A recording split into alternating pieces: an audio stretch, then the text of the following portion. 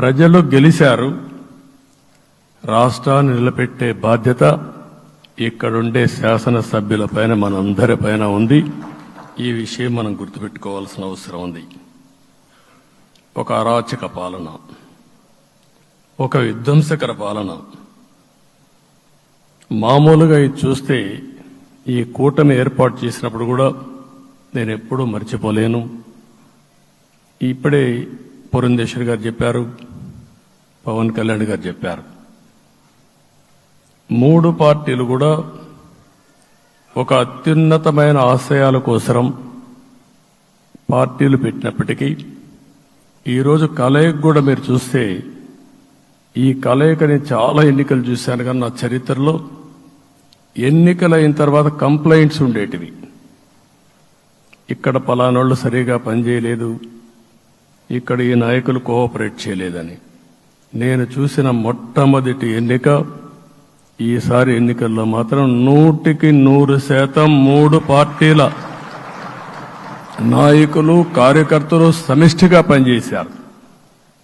దానికి కారణం మనం ఒకసారి అన్వేషిస్తే, ప్రజలు మనోభావాలకు అనుగుణంగా మన కార్యకర్తలు కూడా ప్రవర్తించే పరిస్థితికి వచ్చారు. రాష్ట్రంలో ఉండే ప్రతి ఒక్క కార్యకర్తని, 3 పార్టీల తరపున ఉండే ప్రతి ఒక్క కార్యకర్తని, నాయకుడిని మనస్ఫూర్తిగా అభినందిస్తున్నా, ధన్యవాదాలు తెలియజేస్తున్నా, కృతజ్ఞతలు తెలియజేస్తున్నా.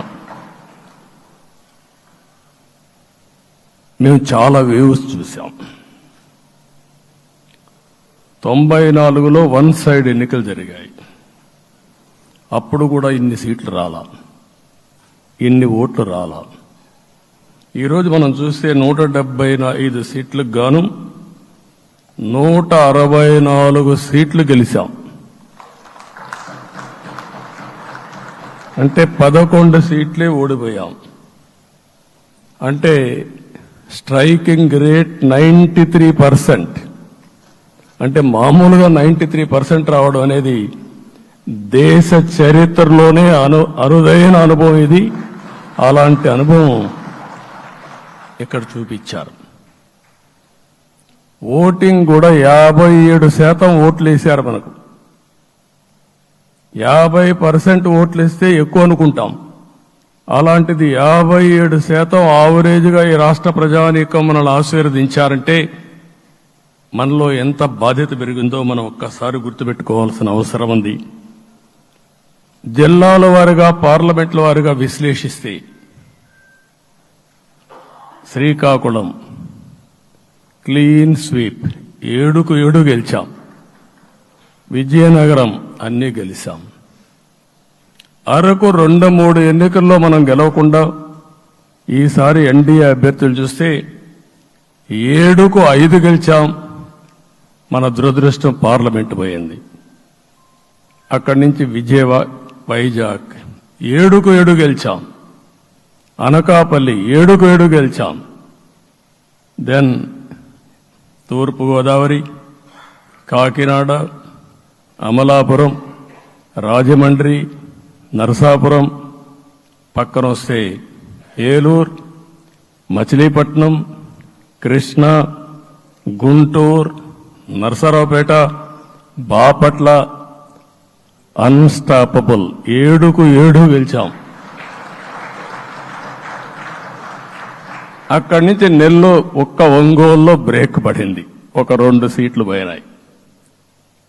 అక్కడి నుంచి నెల్లూరు 7కు 7 గెలిచాం. తిరుపతి 7కు 7 గెలిచాం. కానీ దురదృష్టం పార్లమెంటు పోగొట్టుకున్నాం. చిత్తూరు ఎప్పుడు ఇన్ని సీట్లు గెలవాలి, 7కు 7 గెలిచాం.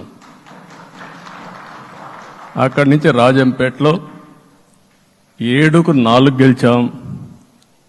3 సీట్లు పోగొట్టుకున్నాం, పార్లమెంటు పోయింది. అక్కడి నుంచి మీరు చూస్తే చరిత్రలో ఎప్పుడూ గెలవని విధంగా కడపలో 7కు 5 గెలిచాం మనం. ఆ తర్వాత అనంతపురంకి వస్తే క్లీన్ స్వీప్ 7కు 7 గెలిచాం. హిందూపూర్లో 7కు 7 గెలిచాం. నంద్యాల ఎప్పుడూ ఊహించని విధంగా 7కు 7 గెలిచాం. ఆ తర్వాత కర్నూలుకు వస్తే 7కు 5 గెలిచాం. నేను ఈ 11 మందిని కూడా అదే మారిగా జనసేన మిత్రులు పవన్ కళ్యాణ్ గారు 21 సీట్లు తీసుకొని 21 గెలిచాడు.